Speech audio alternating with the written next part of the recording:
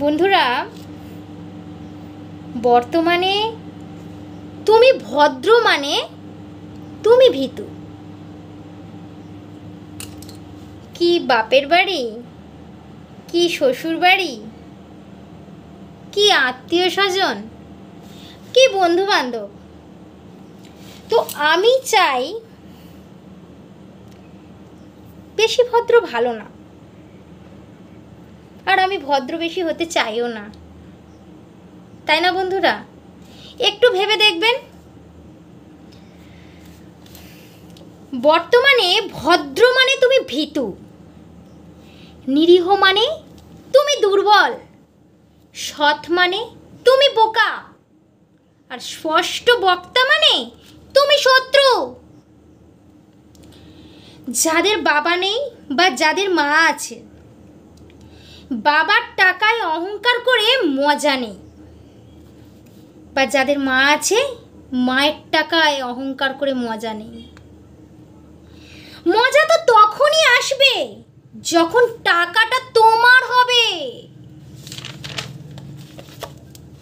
আর অহংকার তোমার বাবার হবে। বা যাদের মা আছে অহংকার তার মার হবে। একটা সাপ যদি ঘরের মধ্যে ঢুকে যায় তখন লোকে তাকে লাঠি দিয়ে মারে, আর যদি মন্দিরে দেখতে পায় তখন তাকে পুজো করে, দুধ খাওয়ায়।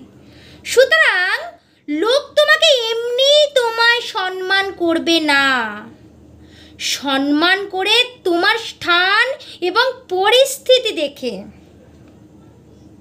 তারা সম্মান করবে। তোমার পরিস্থিতি দেখেই তারা সম্মান করবে, তার আগে নয়। প্রত্যেকটা পরিচয়ের কোনো না কোনো কারণ আছে। যেমন বেশিরভাগ বাড়িতে একটি ছেলে একটি মেয়ে সন্তান আছে, কিন্তু কিছু মায়ের ভালোবাসা দেখবেন ছেলের থেকে মেয়েকে বেশি ভালোবাসে। তার কারণ সেই মা সব সময় চায় আমার মেয়েকে সুন্দর করে সাজাবো, নাচ শেখাবো, গান শেখাবো, পড়াশোনা করাবো, আমার মেয়েকে মানুষের মতো মানুষ করে তুলবো। আবার কিছু মাকে দেখবেন মেয়ে তো, একে পড়াশোনা করিয়ে কি হবে, এ তো সেই বড় হয়ে পরের বাড়ি শ্বশুর বাড়ি চলে যাবে, এ কি আমাকে দেখবে? দেখবে আমার ছেলে। তাই কিছু মা নিজে না খেয়ে ছেলেকে খাওয়ায়। পড়াশোনা করতে চাইছে না কিন্তু তাকে জোর করে পড়াশোনা করায়। ছেলে যখন মাকে একটা 1000 টাকা জিনিস আবদার করে তখন মায়ের কাছে টাকা না থাকলেও কিন্তু সেই মা লোন তুলে হলেও ছেলের আবদার মেটাচ্ছে। কেন মেটাচ্ছে? সে তো বংশের প্রদীপ। ছেলে দেখবে মাকে। জীবনের থেকে একটা জিনিস শিখলাম, চাইলে কারোর আপন হওয়া যায় না। কি মা, কি বাবা, কি আত্মীয় স্বজন। চিন্তা করলাম এই পৃথিবী খুব নিষ্ঠুর। নিষ্ঠুর মানে খুব নিষ্ঠুর, স্বার্থপর।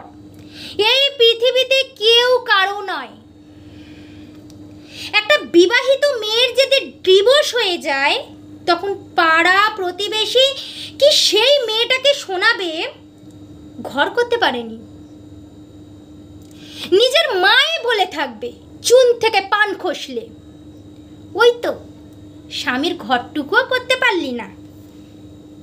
আবার ভাইয়ের বউ থাকলে তো কথাই নেই, প্রতিটা পদে শুনতে হবে অপয়া মেয়ে একটা নিজের স্বামীর সঙ্গে ঘর করতে পারলে না, এখন আমাদের সংসারে উড়ে এসে জুড়ে বসেছে।